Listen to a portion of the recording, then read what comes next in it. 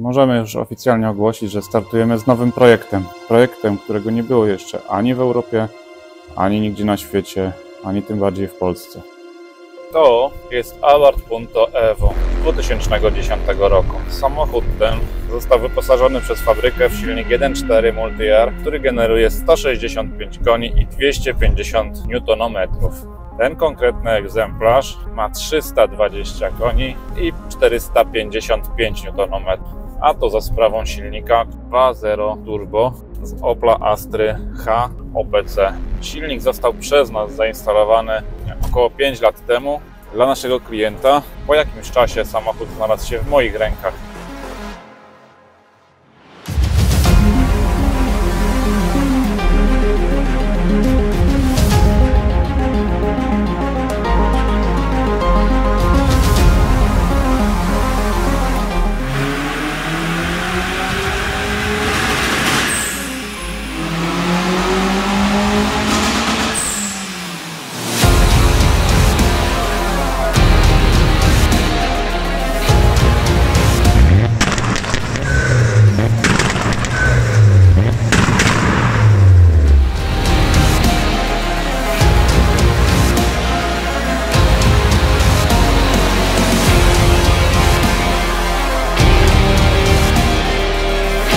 Dokładnie ten egzemplarz posłuży nam jako baza do budowy nowego projektu.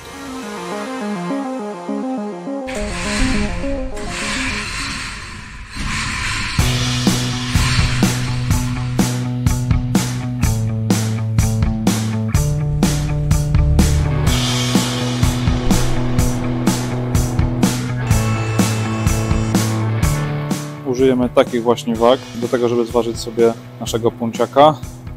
W komplecie jest tablet.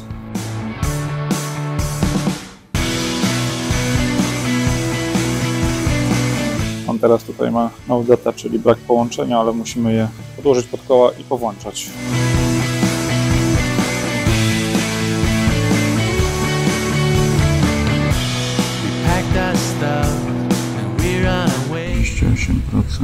Masz 53, 34.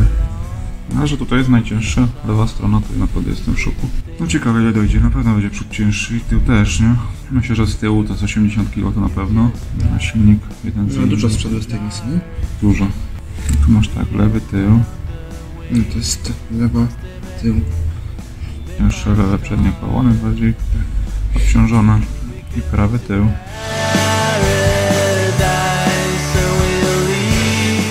No to jest prawy front, nie? No prawy przód. Z lewej strony masz 50% wagi. wagi.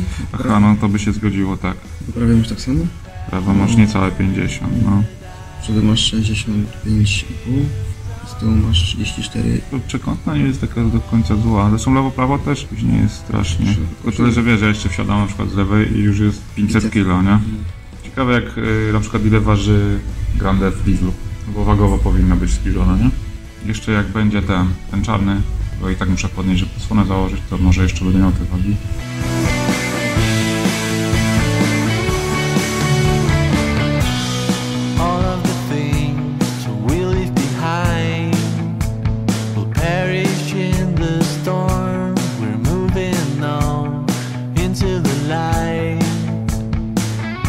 Auto jest poważone, wyłączamy wagi.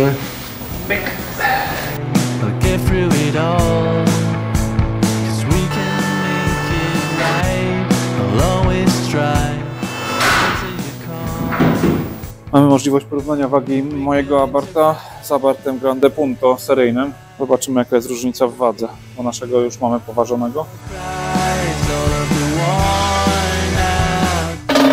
Ważymy. Zerujemy sobie. Punto Evo moje 2-litrowe waży 1277 kg. Zobaczmy ile waży seryjny Grande Punto. No jest trochę różnicy. 1209, no 70 kg różnicy. 36% tył, 63% przód. No przy okazji widać, że ciutkę różni się waga podana w dowodzie rejestracyjnym od wagi, która jest w rzeczywistości. Tak mi tu przysmażyło.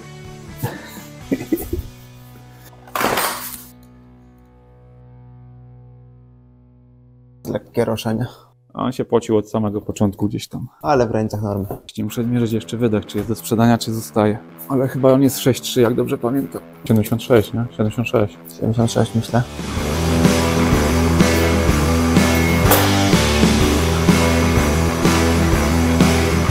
Jedyna niepasująca jakby rzecz.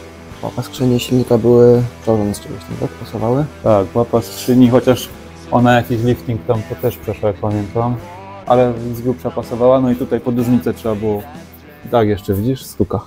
Ale to dlatego, że ta skrzynia jest ta pozmianowa i ma ten odlew, którego nie ma zwykła M32. Ta stara, która była wcześniej.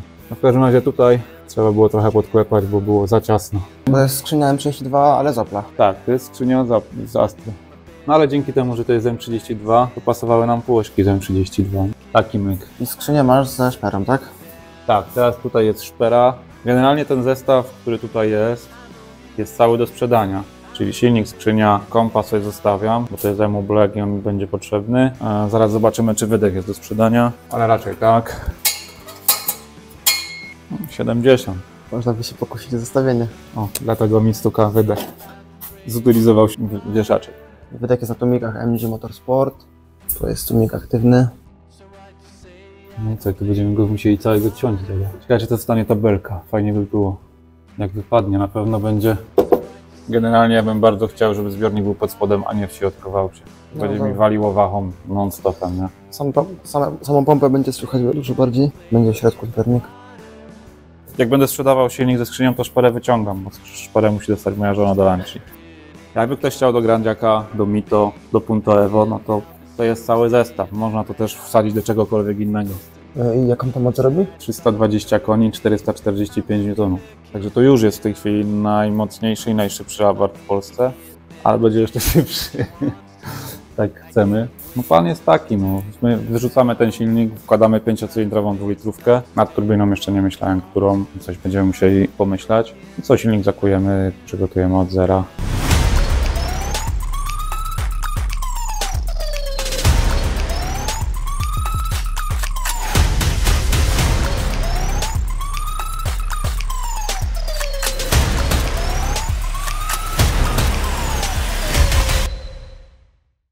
Zobaczymy, no skrzynia już jest z reduktorem. To nie ta. Projekt nie rozpoczął się za pozytywnie dzisiaj. Przyszły pierwsze części, przyszła skrzynia, wszystko fajnie, pięknie. Skrzynia tu leży, o. Tylko że skrzynia przyszła do silnika 3.2, a nie do 2.4. No nic, no zamówiłem drugą skrzynię. Będziemy czekać, przyjdzie po świętach. W międzyczasie przyszły nam inne części, chociaż tyle. Czyli przyszedł nam rozrusznik już. Przyszedł nam jakiś wał na części, żeby było z czego zrobić. I przyszedł nam most. Także czekamy teraz na drugą skrzynię, czekamy jeszcze na wózek.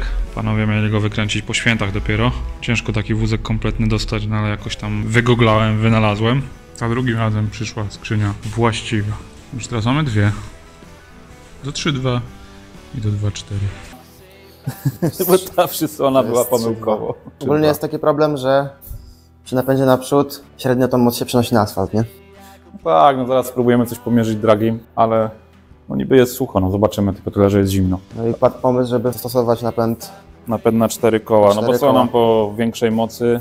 Bo był pomysł przez chwilę, żeby coś zrobić z tym silnikiem obecnym. On nie jest zakuty, on jest fabryczny, zwykły, niegrzebany. Może go zakuć, czy tam inne turbo wsadzić i powiedzmy zrobić tam 450 czy coś w okolicy. No ale jak już jest przy 300 problem z przeniesieniem na asfalt, no to co będzie przy 400? No a znowu do tego silnika dokładać 4x4, to z tego co patrzyliśmy, to... No rozglądaliśmy się. Nie do końca mi leżał ten silnik. No było wszystko super, bo naprawdę, to jest naprawdę szybkie auto. A zaś zrobić ośkę z 5-cylindrówką też bez sensu, więc idziemy w 4 buty. Czyli skrzynia F40 z Alfy 159. A na początku chcieliśmy z 156. W ogóle to był pomysł tak, żeby zrobić na napędzie ze 156 crosswagona. Gdzieś w ostatniej chwili, bo już prawie kupowałem takiego crosswagona na części i w ostatniej chwili gdzieś tam dostałem info, że bardzo wadliwy i szybko się zużywa, to raczej przekładnia kątowa, czyli generalnie mniej więcej ten element w 105.6. Wycierają się zęby i do tego stopnia, że później je po prostu wykrusza. Problem też był jakiś w moście, bo tam jest taki most dziwny, że ma ten przód taki wydłużony i jest jakoś dziwnie ułożyskowany wałek atakujący i tam jest problem w tym łożysku. Jak się to łożysko zużywa, no to zaczyna się znowu to samo, co z przekładnią kątową, czyli wycierają się zęby i most się też sypie. No i koniec końców padł na Alfę 159. Tak, i w końcu wymyśliliśmy jakoś, że 159, szybki rekonesans zrobiłem. Tym bardziej, że tutaj jeszcze przemawia na plus to, że i reduktor, i most jest z ZF-a.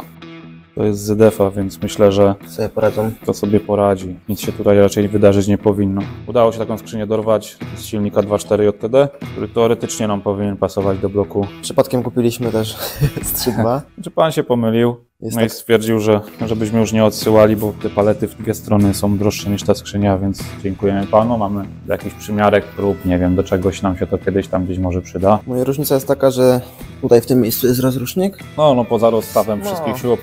Rozrusznik jest... a tutaj jest z przodu. No i jeszcze przyszedł tylny most. Mamy też tylny most, też z 2.4. Czekamy jeszcze na wózek, który chłopaki gdzieś tam już wymontowali, ale jeszcze nie jest spakowany. No teraz były święta i tak dalej, trochę się to przedłużyło. Ale myślę, że na dniach to idzie wózek. Cały tylny wózek ze 159. Będziemy go chcieli tam wpasować w całości. Z wahaczami, amortyzatorami i wszystkimi punktami mocowań.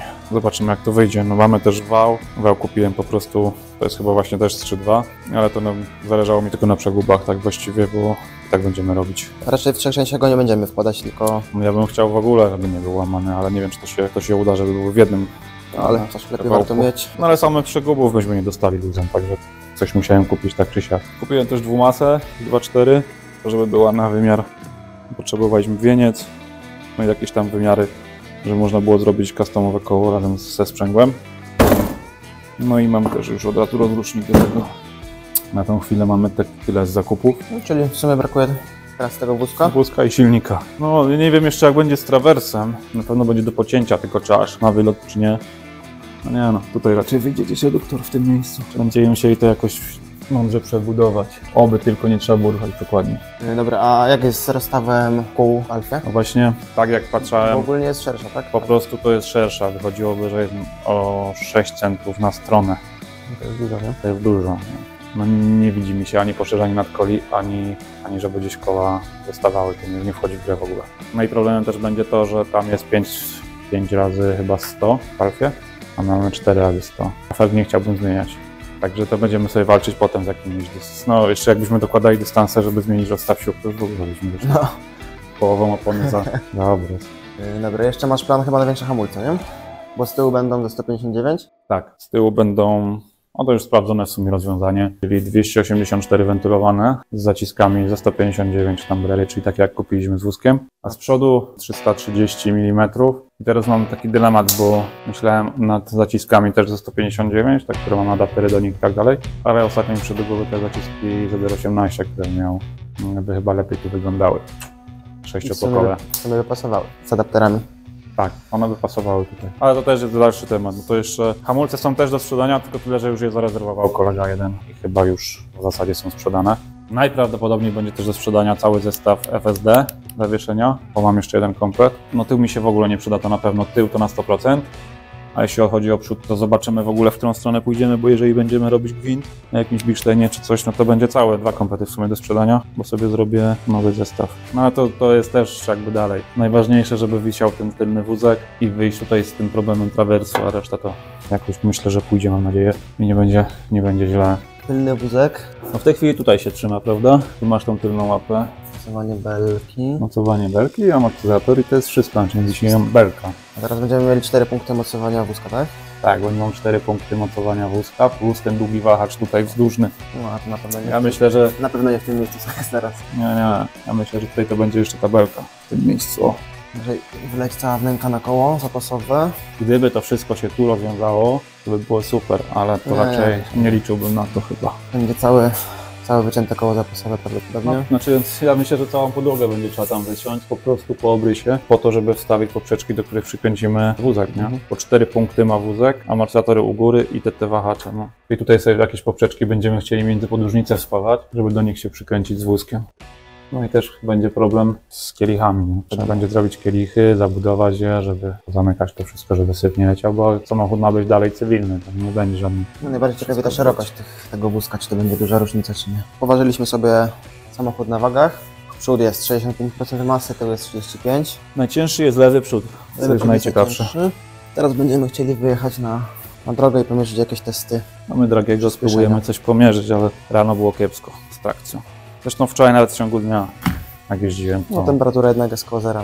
Ale chociaż to nie wiem, 100-200 może zrobimy na niemieckiej autostradzie i do Niemiec się dogrzeją. Też bardziej 0-100 będzie różnicy. No jednak 200 koni będzie więcej, nie? No 200 koni, no ale 2 dodatkowe koła do napędzenia.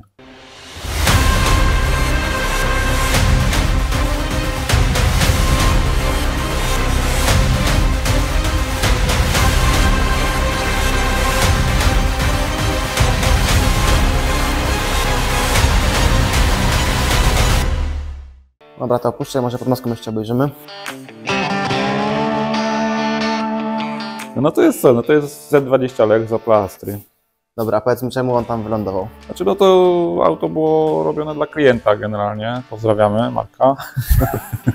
Zrobiliśmy to taki swap dla niego, bo modyfikacje 1.4 Multiera przynosiły wtedy taki średni efekt, bo trzeba to przypomnieć. Jakie to były lata? No właśnie, to było gdzieś Czekaj, ja to zaraz... 6 lat temu. 2017.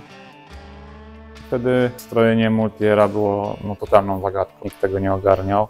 Tam były jakieś próby, nie? Chyba? Z tego co... No były próby, bo robiliśmy to na TD04 i wyszło, nie wiem, 230 koni chyba. Nie mogli tego przeskoczyć, bo tu gdzieś mu stroili na Śląsku, w Katowicach czy gdzieś. No 230 tak było już nieźle w porównaniu z tym, co jest w serii, ale no gdzie tam co? No Marek chciał więcej. Marek chciał więcej, wtedy jeszcze nie stroiliśmy w ETS-ie też, bo tak w tej chwili by nie był to problem, no ale to było 5 lat temu, nie? No i padło, Marek chciał więcej, padło myślałem, dumałem. Padło na Opla, dlatego że no Grandziak, to Punto Evo czy nie, jest Corsą tak naprawdę pod spodem, nie? Więc płyta podłogowa jest z Opla, więc wymyśliłem, że łatwiej będzie połączyć Opla z Oplem niż Opla z Fiatem. No i nie wyszło tak źle. No, wiadomo, że poduszka od strony rozrządu była lekko przyrzeźbiona, ale została. Poduszka od strony skrzyni tutaj pod akumulatorem też była lekko przyrzeźbiona, ale też została.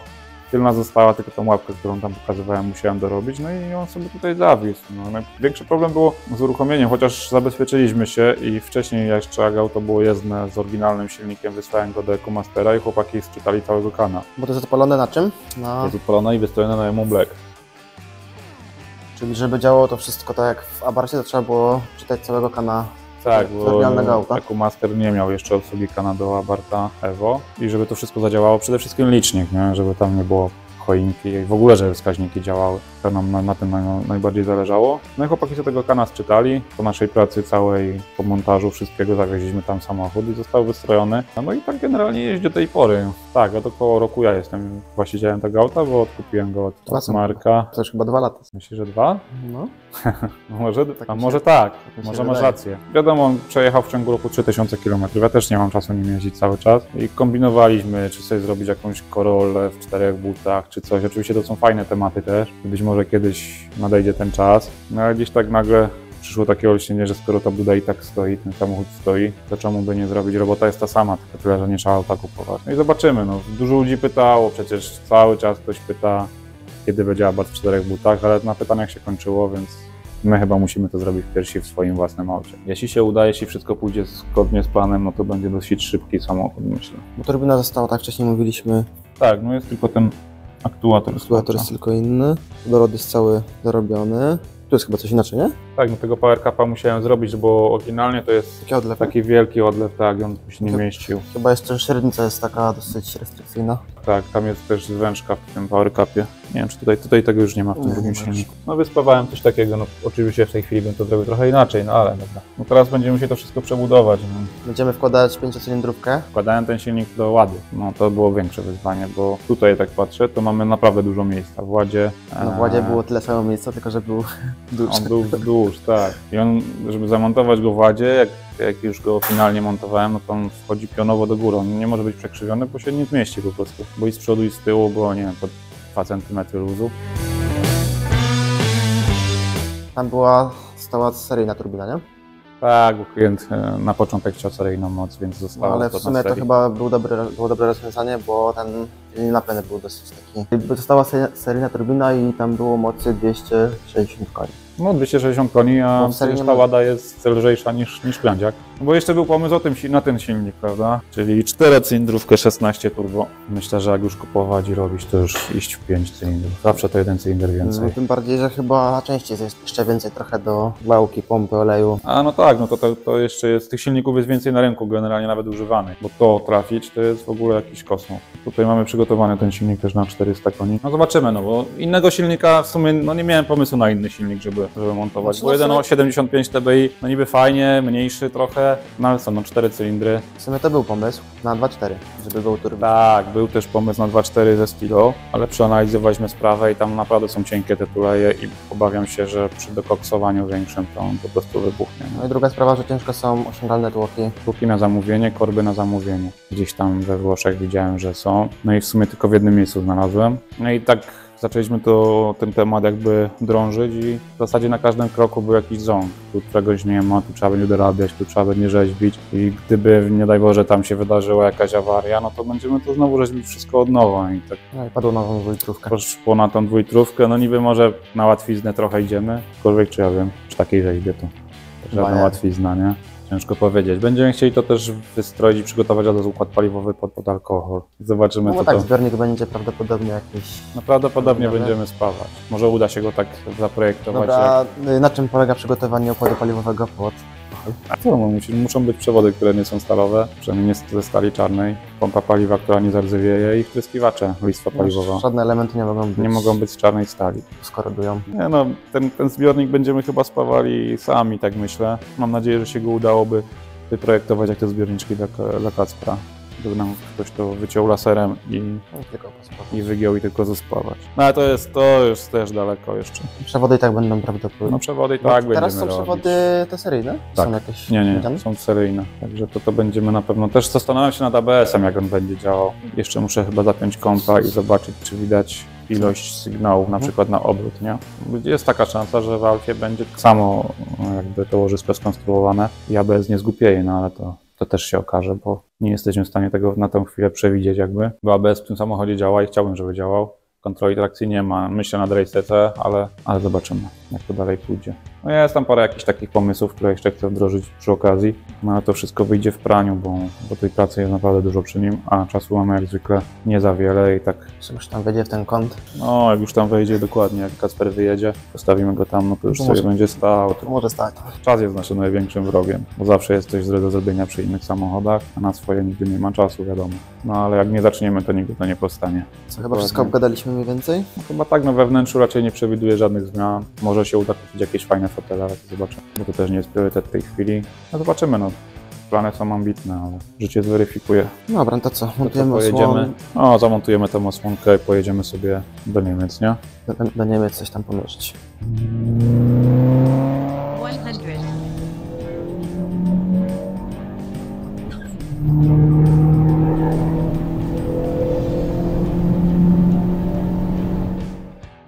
No cóż, no jesteśmy po jakichś tam testach drogowych. Czasu 0 stonu nie dało się zmierzyć z uwagi na kiepskie warunki. Udało się zmierzyć za to 100-200. No, duży ruch, także mieliśmy tylko jedną szansę, jakoś tam w miarę się udało, więc mamy chociaż pomiar, czyli tam 11,6, dwie osoby, więc myślę, że nie ma tragedii. Myślę, że jakbym pojechał sam i na flat shifcie, to tą sekundę mógłbym jeszcze urwać, ale więcej to już chyba nie.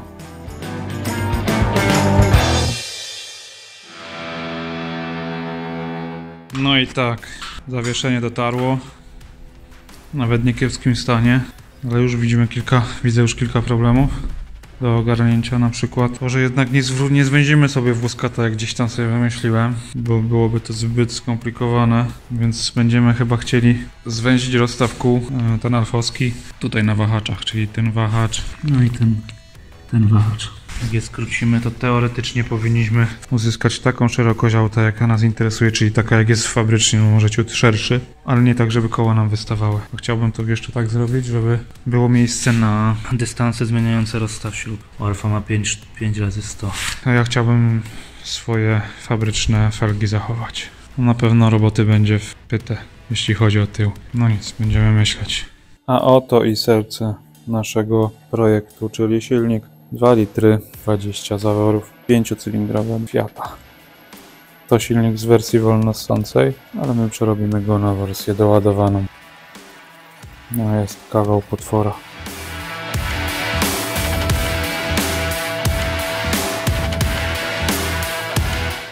No muszę przyznać, że spory ten silniczek, ale jakoś go upchniemy. Czyli co, reasumując, plan jest taki. Montujemy do mojego Punto silnik 2.0 cylindrów. Robimy z tego około 550-600 koni i około 700-800 N i dokładamy napęd na 4 koła. Także obserwujcie nasz YouTube czy też Facebook. Za jakiś czas pojawią się jakieś pierwsze informacje.